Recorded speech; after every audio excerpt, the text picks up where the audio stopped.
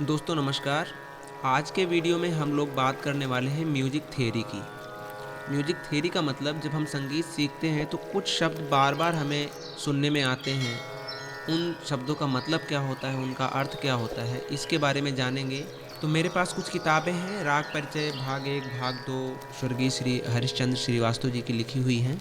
तो उन किताबों में कुछ परिभाषाएं मैं आपको आपकी लैंग्वेज में समझाने की कोशिश करूंगा।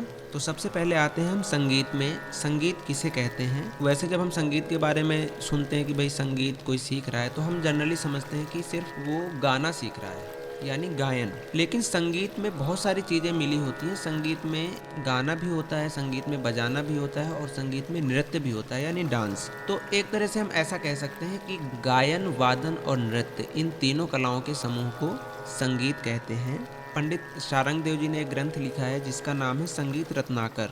उसमें एक श्लोक है जिसमें कहा गया है, गीतम वाद्यम तथा नृत्यम त्रयम संगीत मुच्यते। अर्थात गाना, बजाना और नृत्य, इन तीनों का सम्मिलित रूप संगीत कहलाता है। दूसरी तरीके से इसकी परिभाषा हम और दे सकते हैं कि संगीत वह ललित कला है जिसके द्वारा हम अपने मन के भावों को स्वर और लय के द्वारा प्रकट करते हैं। कोई भी भावना हमारे मन के अंदर होती है तो हम उसको गाकर या बजाकर समाज के सामने लाते हैं। हम अपनी भावनाओं का प्रदर्शन वैसे करते हैं, जैसे अगर हमारे अंदर भक्ति की भावना है तो हम भजन गाकर, बजाकर लोगों तक उस भावनाओं को पहुंचा सकते हैं। अगर हमारे अंदर देशभक्ति की भावना है तो हम देशभक्ति के गीत गाकर वो भावना लोगों तक पहुंचा सकते हैं। तो दोस्तों, ये हुई संगीत की डेफिनेशन। वैसे मैं बताऊं, कलाकार होने का मतलब ही ये होता है कि अपनी कला के माध्यम से लोगों तक अपनी बात पहुंचाना, लोगों तक अपनी बात रखना, अपनी भावनाओं को रखना ही कला का उद्देश्य होता है।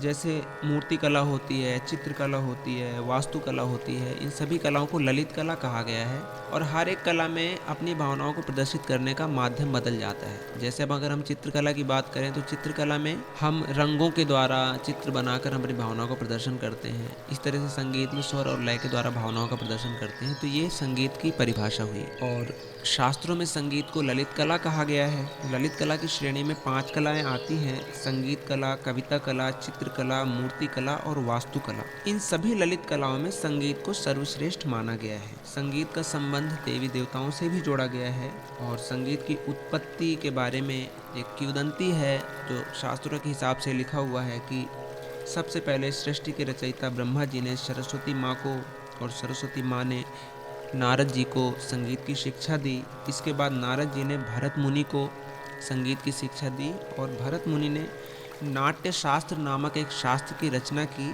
और पूरे संसार में संगीत का प्रचार प्रसार किया। ये किंवदंतियाँ हैं, इसके बारे में रिसर्च हम नहीं करते ज़्यादा, हमें सिर्फ परिभाषा से मतलब है। तो संगीत की परिभाषा हमने जान ली। अब संगीत सीखने के हिसाब से 2 तरह का होता है, एक वादन संगीत और एक गायन संगीत, जिसको इंस्ट्रूमेंटल म्यूजिक और वोकल म्यूजिक बोलते हैं। जब आप सीखने जाते हैं या तो बजाना सीखते हैं कोई इंस्ट्रूमेंट, या फिर गाना सीखते हैं। तो जो हम बजाना सीखते हैं उसको वादन संगीत कहते हैं, जैसे तबला बजाना, गिटार बजाना, पियानो बजाना। इन सारी चीज़ों को अगर हम सीखते हैं, खाली बजाना सीखते हैं, उसको कहते हैं हम इंस्ट्रूमेंटल संगीत। जब हम संगीत में गायन सीखते हैं, क्लासिकल म्यूजिक सीखते हैं, राग वगैरह सीखते हैं, तो उस संगीत को हम कहते हैं गायन संगीत। अच्छा, संगीत के 2 रूप भी होते हैं, एक क्रियात्मक रूप और दूसरा उसका शास्त्र रूप। क्रियात्मक रूप में हम राग सीखते हैं, बजाना सीखते हैं, सरगम, आलाप, तान, ये सब सीखते हैं, तो इसको कहते हैं क्रियात्मक रूप। तो संगीत का शास्त्र पक्ष होता है जिसमें संगीत के विषयों का अध्ययन करते हैं, जिसके अंतर्गत ये वीडियो मैंने आपके लिए बनाया है। जैसे रागों का परिचय याद करना, परिभाषाएं याद करना, स्वर लिपिबद्ध करना, सारा कुछ लिखने पढ़ने का जो काम है संगीत में, वो संगीत का शास्त्र पक्ष कहलाता है। तो मुझे आशा है संगीत के बारे में आपने इतनी सारी चीज़ों की जानकारी ले ली। इसके बाद और बात करते हैं हम संगीत में। संगीत की 2 पद्धतियाँ, संगीत में 2 तरह की पद्धतियाँ हैं हमारे देश में। एक तो है उत्तरी भारतीय संगीत पद्धति, जिसको हिंदुस्तानी संगीत पद्धति कहते हैं, और दूसरी है दक्षिण भारतीय संगीत पद्धति या कर्नाटक संगीत पद्धति।